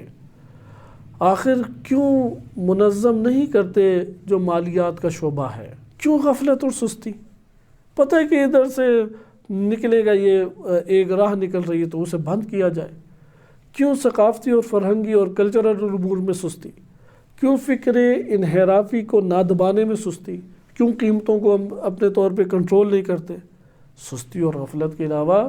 کچھ بھی نہیں ہے۔ لہذا امام فرماتے ہیں مدہوشی اور غفلت کا پردہ اس کے دل پہ چھا جاتا ہے، اور جہاد کو ضائع اور برباد کرنے سے حق اس کے ہاتھ سے نکل جاتا ہے۔ جہاد کو ضائع کرنے سے کیا ہوتا ہے؟ حق انسان کے ہاتھ سے نکل جاتا ہے، ذلت اسے سہنا پڑتی ہے اور انصاف اس سے روک لیا جاتا ہے۔ پھر امام فرماتے الا وانی قد دعوتکم الی قتال هؤلاء القوم لیلا ونہارا وسرا وعلانیہ، کہ میں نے تم لوگوں کو اس دہشت گردانہ جماعت سے جنگ اور قتال اور جہاد کے لیے صبح و شام بلایا ہے، دن اور رات بلایا ہے، اعلانی اور پوشیدہ دعوت دی ہے۔ یہ وہی جناب نوح علیہ السلام کے کلمات ہیں کہ وقال ربی انی دعوت قومی لیلا ونہارا۔ سورہ نوح میں نوح علیہ السلام فرماتے ہیں میرے رب میں نے اپنی قوم کو دن اور رات تیری طرف دعوت دی ہے، فلم یزدہم دعائی الا فرارا، میری یہ ساری کی ساری دعوت ناکارہ گئی اور ان کے فرار کے علاوہ کچھ بھی حاصل نہیں ہوا۔ وَإِنِّ كُلَّمَا دَعَوْتُهُمْ، جب بھی میں ان لوگوں کو بلاتا تھا تیری طرف دعوت دیتا تھا، لِتَغْفِرَ لَهُمْ، تاکہ تو ان کو معاف کرتے، مغفرت فرما، جَعَلُوا أَصَابِعَهُمْ فِي آذَانِهِمْ، اپنی انگلیاں کانوں میں گھسا لیتے، وَاسْتَغْشَوْا ثِيَابَهُمْ، اپنے چہروں کو ڈھانپ لیتے تھے، وَأَصَرُّوا، اور کفر کے اوپر یا اس کاہلی کے اوپر، عدم اطاعت کے اوپر ڈٹ کے بیٹھ جاتے تھے، اصرار کے ساتھ بیٹھ جاتے تھے، وَاسْتَكْبَرُوا اسْتِكْبَارًا، اور تکبر کیا حق کو ماننے سے، اطاعت ولی اطاعت حجت کو ماننے سے تکبر کیا۔ پھر کیا ہے وَإِنِّ كُلَّمَا دَعَوْتُهُمْ، کیا وَإِنِّي دَعَوْتُهُمْ جِهَارًا، پھر میں نے ان کو اعلانیہ طور پہ بلایا، ثُمَّ إِنِّي دَعَوْتُهُمْ جِهَارًا ثُمَّ إِنِّي أَعْلَنْتُ لَهُمْ وَأَسْرَرْتُ لَهُمْ إِسْرَارًا،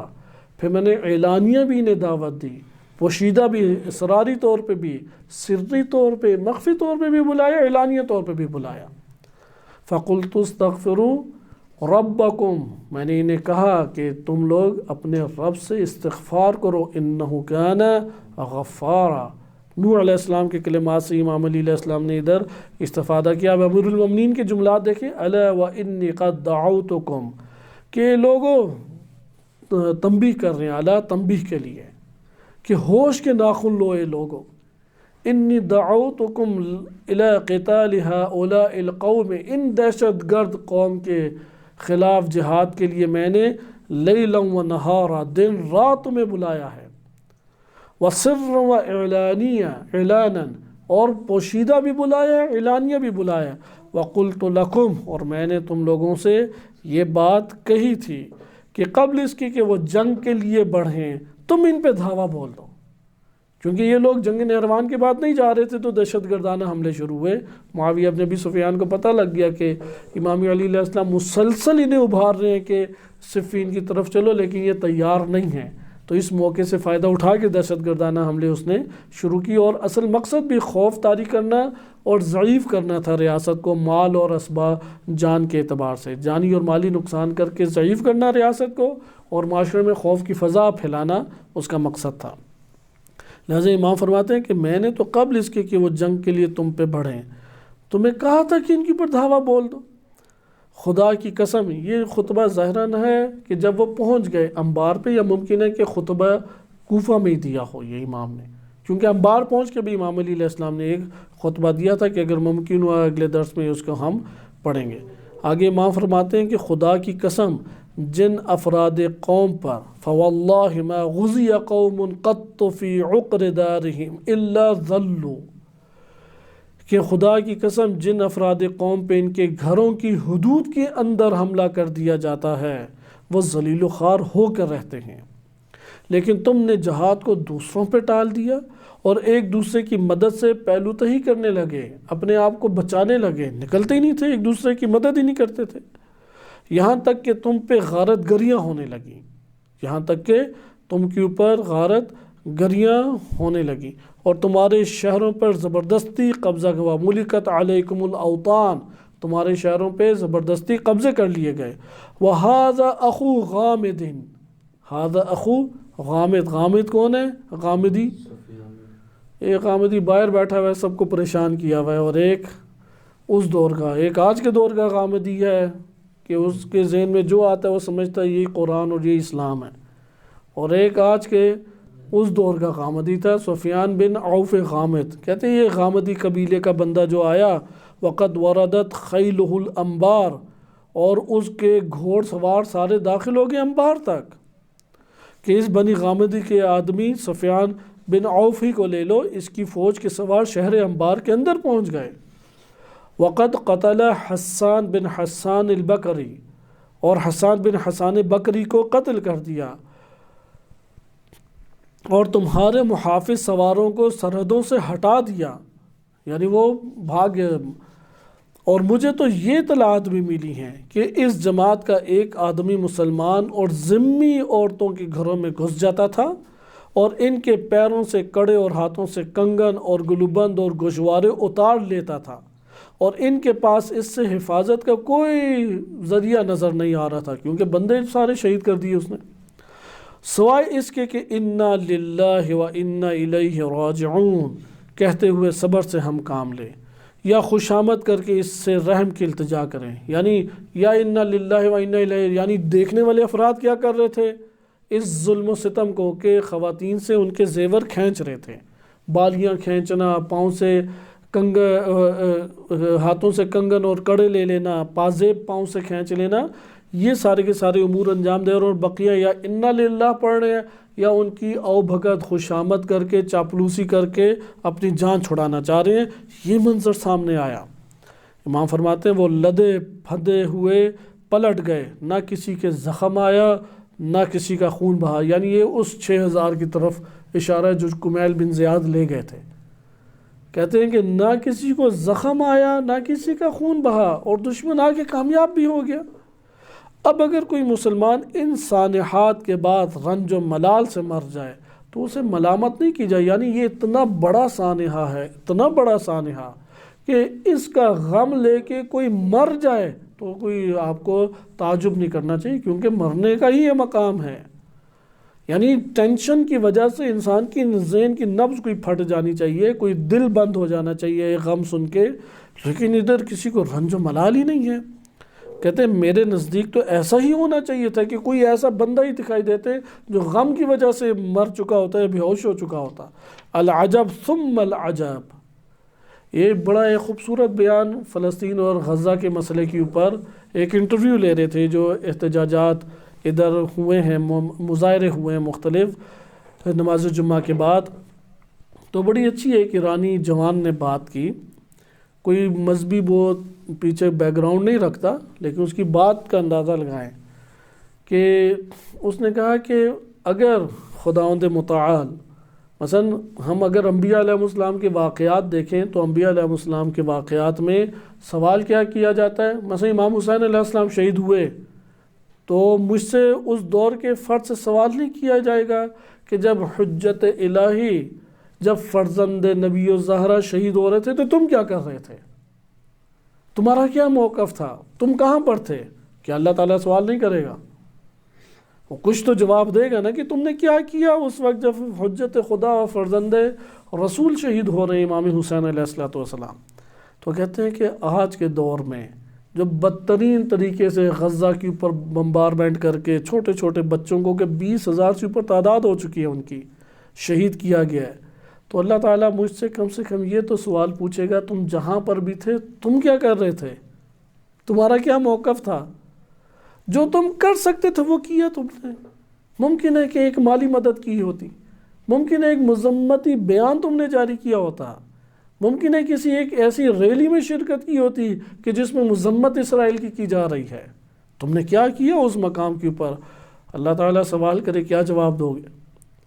کیا یہ جواب دو گے جو امام اذا فرما رہے کہ وہ رنج و ملال تمہارے چہروں پہ نظر نہیں آتا؟ میں تو یہ توقع کیے ہوئے تھا کہ اس قتل و غارت کی خبر سن کے تم میں سے کوئی بے ہوش ہوا ہو یا کوئی مرا ہو. تمہارے تو چہروں کی پر رنج و ملال ہی نہیں ہے. کھانے خوب چل رہے ہیں، گپ شپ چل رہی ہے، دفتروں میں اسی طرح کام کر رہے ہو، اسی طرح سے اٹھنا بیٹھنا ہے، کوئی مشکل ہی نہیں ہے. گویا کہ تمہارا کوئی ان سے تعلق ہی نہیں ہے. اس لیے ماں فرماتے العجب ثم العجب، تعجب کی بات ہے، تعجب کی بات ہے. خدا کی قسم ان لوگوں کا باطل پر ایکا کر لینا، ان لوگوں کا باطل کے اوپر اکٹھے ہو جانا اور تمہاری جمعیت کا حق سے منتشر ہونا کہ تم حق کی راہ کے اوپر چلتے ہوئے بھی بیگانے ہو، ایک دوسرے کے دل تمہارے جڑے ہوئے نہیں ہیں۔ کہتے ہیں یہ دل کو مردہ کر دینا اور رنج و اندوہ کو بڑھا دیتا ہے۔ میرا رنج یہ ہے کہ جو حق کے راہ کے اوپر آئے ایک دوسرے سے دل دور ہیں، مدد نہیں چاہتے، ہر ایک اپنے مفاد کے اوپر پڑا ہوا ہے۔ اس ٹائم ادارے، ہمارے دینی ادارے جو کمزوری کا شکار ہیں، اس کی وجہ بنیادی یہی ہے، ہر کوئی اپنی زندگی کے خواب دیکھ رہا ہے، اپنا اقتدار چاہتا ہے، دل ایک دوسرے سے ملے ہوئے نہیں ہیں۔ کہتے ہیں اصل رنج اور غم یہ ہے تمہارا برا ہو، تم غم و حزن میں مبتلا ہو، تم تیروں کا از خود ہی تم تیروں کا نشانہ بنے ہوئے ہو، وہ دشمن نہیں مارنے آ رہا، تم اپنا سینہ لے جا کے دشمن کے سامنے، جب گھر کے دروازے کھول دیے اور اندر تک وہ گھس آئے۔ آپ دیکھیں چند سو افراد اور انبار اور ہیت میں دہشت گردی کامیاب ہوئی۔ اس لیے شہید مطہر رحمۃ اللہ علیہ قسم اٹھا کے کہتے تھے کہ اگر اس ٹائم امام حسین علیہ السلام ہوتے تو ان کے لیے سب سے بڑا مسئلہ فلسطین ہوتا، کہ ان کے کلمات ریکارڈ موجود ہیں، چلتے رہتے ہیں۔ اس لیے امام علی علیہ السلام اگر یہ حالت امت اسلامیہ میں وہ ذمی کافر کے پاؤں سے پازیب چھینی ہے تو امام کہتے ہیں کہ کوئی غم سے کیوں نہیں مر گیا، کیوں نہیں غم سے بے ہوش ہو گیا، کسی کے کیوں نفس ٹینشن سے نفس نہیں پھٹ گئی۔ اور یہاں پہ تو امت اسلامیہ کے افراد اس طرح سے برباد ہو رہے ہیں۔ جیسے امام فرماتے ہیں تم خود تیروں کا نشانہ بنے ہوئے ہو، تمہیں ہلاک و تاراج کیا جا رہا ہے اور تمہارے قدم جمے ہوئے ہیں، تم جنگ سے جی چراتے ہو، اللہ کی نافرمانیاں ہو رہی ہیں اور تم راضی بیٹھے ہو۔ دیکھیں غم ہمارے کیے ہیں اور امام کے کیے ہیں۔ یعنی ہمارا غم یہ ہوتا ہے، جیسے ہم ادھر دیکھتے بھی ہیں کہ یہ نیاز جو ہے یہ میرے مہمانوں کو مل جائے، اور وہ جو اللہ کی ناراضگی کو اختیار کر رہا ہے، نافرمانی کر رہا ہے، نماز نہ پڑھ کے، غم ہی نہیں ہے اس کا۔ لہذا کیا فرماتے ہیں کہ تم لوگ اللہ کی نافرمانیاں ہو رہی ہیں اور تم راضی بیٹھے ہو۔ اگر گرمیوں میں تمہیں ان کی طرف بڑھنے کے لیے کہتا ہوں تو تم یہ کہتے ہو کہ یہ انتہائی شدت کی گرمی کا زمانہ ہے، اتنی مہلت دی دیجیے کہ گرمی کا زور ٹوٹ جائے، اور اگر سردیوں میں چلنے کے لیے کہتا ہوں تو کہتے ہو کہ جاڑا جو ہے، تم کہتے ہو کہ کڑاکے کا جاڑا پڑا ہوا ہے، یعنی سخت سردی ہے، اتنا ٹھہر جائیے کہ سردی کا موسم گزر جائے۔ یہ سب سردی اور گرمی سے بچنے کے لیے باتیں ہیں۔ جب تم سردی اور گرمی سے اس طرح سے بھاگتے ہو تو پھر خدا کی قسم تم تلواروں کو دیکھ کر اس سے کئی زیادہ تیزی کے ساتھ بھاگو گے۔ اے مردوں کی شکل و صورت والے نامردوں، تمہاری عقلیں بچوں کی سی اور تمہاری سمجھ حجلہ نشین عورتوں کی سی ہے۔ یعنی حجلہ نشین وہ جو تازہ شادی ہونے والی ہوتی ہے، اسے صرف اپنے شوہر کی اور شادی کی فکر پڑی ہوتی ہے تو وہ حجلہ نشین ہو کے بیٹھی ہوتی ہے۔ کہتے ہیں تم بس اتنی ہی سوچ رکھنے والے، اپنے گھر اور گھر کے افراد کی سوچ رکھنے والے ہو۔ میں تو یہی چاہتا تھا کہ نہ تم کو دیکھتا نہ تم سے جان پہچان ہوتی، ایسی شناسائی جو ندامت کا باعث اور رنج و اندوہ کا باعث بنے۔ اللہ تمہیں مارے، تم نے میرے دل کو پیپ سے بھر دیا اور میرے سینے کو غیظ و غضب سے چھلکا دیا ہے۔ تم نے مجھے غم و حزن کے جرے پے در پے پلائے ہیں، نافرمانیاں کر کے میری تدبیر اور رائے کو تباہ برباد کر ڈالا ہے۔ یہاں تک کہ قریش کہنے لگے ہیں علی ہے تو مرد شجاع لیکن جنگ کے طور طریقوں سے واقف نہیں ہے۔ یہ لوگ کوفہ میں بیٹھ کے یہ تانے دیا کرتے تھے۔ اللہ ان کا بھلا کرے، کیا ان میں سے کوئی ہے جو مجھ سے زیادہ جنگ کی مزاولت رکھنے والا، یعنی جنگ میں ڈٹا رہنے والا، اور میدان وغا، یا وغا کہتے ہیں جنگ کو، میدان جنگ میں میرے پہلے سے کارہائے نمایاں کیے ہوئے، یعنی جو جنگ میں میں نے کارنامے انجام دیے، کوئی ہے کہ لایا جا سکے جو میں جنگ کے بعد یہ طور طریقے تدبیر کے نہیں جانتا، یعنی جنگ کے طور طریقوں سے میں واقف نہیں ہوں، تو کوئی ایسا جنگجو لاؤ جو مجھ سے زیادہ تجربہ کار ہے۔ کوئی ایک امت کے اندر ایسا فرد موجود نہیں ہے۔ میں تو ابھی 20 برس کا بھی نہ تھا کہ حرب و ضرب کے لیے اٹھ کھڑا ہوا، اور اب تو 60 سے بھی اوپر ہو چکا ہوں، لیکن اس کی رائے ہی کیا جس کی بات نہ مانی جائے۔ آپ اس خطبے سے صرف ہیڈنگ نکالیں، غم و رنج امیر المومنین، اور ترتیب سے لکھنا شروع کریں۔ واقعی یہ کام اگر کوئی کرے، خطبہ نمبر 27، سفیان بن عوف کی دہشت گردی کی کامیابی، اور صرف جو رنج ہے امیر المومنین علیہ السلام کے، یہ بصیرت و شعور ہمیں دے گئے۔ تیزی سے ہم جناب کمیل کا وہ مکتوب، کیونکہ وہ مختصر سا مکتوب ہے، آپ کی خدمت میں پڑھ دیتے ہیں اور اس کے اوپر اختتام کرتے ہیں۔ مکتوب نمبر 61۔ اب کمیل بن زیاد کو کیا سنایا؟ اب کمیل بن زیاد جن سے دعا کمیل پہنچی ہے، صاحب سر میں شمار ہوتے ہیں، خصوصی امیر المومنین علیہ السلام نے ان کی تعلیم و تربیت فرمائی ہے، لیکن جب یہ موقع آیا تو امام نے فرمایا کہ والی عہد کمیل بن زیاد نخعی کے نام۔ اس میں ان کے طرز عمل پر ناپسندگی کا اظہار فرمایا ہے۔ جب دشمن کی فوجیں لوٹ مار کے قد سے ان کے علاقے کی طرف سے گزری تو انہوں نے ان کو روکا نہیں۔ یہ ابتدا میں بیان کیا ہے سید رضی رحمۃ اللہ علیہ نے۔ اب یہاں سے شروع ہوتا آغاز۔ اما بعد فإن تضييع المرء وما ولي وتكلفه ما كفي لعجز حاضر ورأي متبر۔ بہت بھاری جملے ہیں۔ کسی بھی جگہ پہ ریاست ہو یا ادارے ہوں، یہ بہترین مینجمنٹ کے اصول ہیں جو امام علی علیہ السلام یہاں پہ فرما رہے ہیں، اور اس کا خمیازہ بھگتنا پڑا جو امام نے فرمایا نا، نہ کسی کا خون نکلا، نہ کسی کو زخم آیا، یعنی فوج نہیں ادھر تھی روکنے کے لیے۔ اور حسان بن حسان بکری کو انہوں نے ساتھیوں سمیت شہید کر ڈالا۔ تو امام فرماتے ہیں آدمی کا اس کام کو نظر انداز کر دینا، یہ امام علی علیہ السلام کے جملے یہاں سے آغاز ہوتا ہے۔ آدمی کا اس کام کو نظر انداز کر دینا جو اس کے سپرد کیا گیا تھا۔ ٹھیک ہے اگلا بھی نیک کام کیا، جو معاویہ قرقیسہ میں جا کے معاویہ کے عناصر کو انہوں نے ڈیڈ کیا ہے، لیکن جو کام سپرد کمیل تمہیں کیا تھا یہ اداروں میں بہت مہم ہے۔ ہم نے ہر روز چھوٹے سے ادارے میں اس کے بڑے بڑے نقصانات دیکھے ہیں، ریاستوں میں تو بہت بڑے نقصانات نکلتے ہیں۔ جو کام ایک کو سپرد کیا اگر وہ چھوڑ کے دوسرے نیکی کے کاموں میں پڑا رہے، یہ کوئی اس نے نیک کام نہیں کیا، یعنی اس کو کوئی جرم نہیں سمجھتا آج کے دور۔ کہتا میں نیک کام ہی تو کر رہا تھا، اس سے کوئی یہ تمہارا نیک کام نہیں ہے، کیونکہ بالآخر مدیریت کرتے ہوئے مدیر عارضی کاموں کے اعتبار سے تمہارے اوپر فوقیت رکھتا ہے، کوئی معنوی طور پہ تھوڑی فوقیت رکھ رہا ہے۔ امور کارہائے زندگی چلانے یا کام چلانے کے لیے کام کرنا پڑتا ہے۔ لہٰذا امام فرماتے ہیں آدمی کا اس کام کو نظر انداز کر دینا جو اسے سپرد کیا گیا ہے، اور جو کام اس کے بجائے دوسروں سے تعلق رکھتا ہے اس میں خامخواہ گھسنا، بیکار میں دوسرے میں، یعنی یہ کام اس کا نہیں ہے تم کیوں اس کے اندر گھستے ہو، اور دوسرے کے کام میں یہ کیوں دخل دیتا ہے، جو کام تمہارا نہیں ہے اس میں کیوں جا کے تم دخل اندازی کرتے۔ ایک کھلی ہوئی کمزوری اور تباہ کن فکر ہے۔ وَرَأْيٌ مُتَبَّرٌ، تباہ کن ایک فکر ہے۔ تمہارا اہل قرقیسہ پہ دھاوا بول دینا، امام فرماتے ہیں تمہارا اہل قرقیسہ پہ جا کے دھاوا بول دینا اور اپنی سرحدوں کو خالی چھوڑ دینا، جبکہ وہاں نہ کوئی حفاظت کرنے والا ہے نہ دشمن کی سپاہ کو روکتے ہوئے۔ یعنی سفیان بن عوف آیا اور سیدھا عید کو پار کر گیا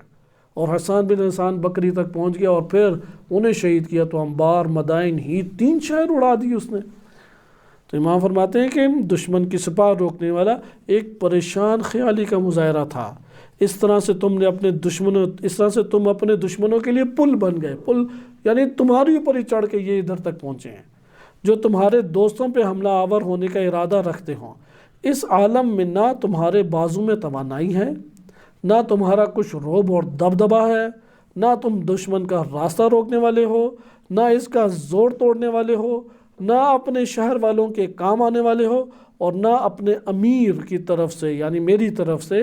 اپنی امام اور حجت کی طرف سے کوئی کام انجام دینے والے ہو۔ دیکھیے امام نے کیا فرمایا، تم جو کام تھا نہ رعب دبدبا، نہ دشمن کو روک سکے، نہ ساتھیوں کی مدد کر سکے، ایک عمل بھی تم انجام نہیں دے سکے، تو تم نے تو مجھے بھی غم اور حزن کا شکار کر دیا۔ تم کوئی کام کر کے دیتے کوئی خوشی ہوتی، بیجا نقص کیا تھا؟ نقص یہ تھا کہ بیجا جو کام نہیں تعلق رکھتا تھا ادھر جا کے گھسنا شروع کر دیا۔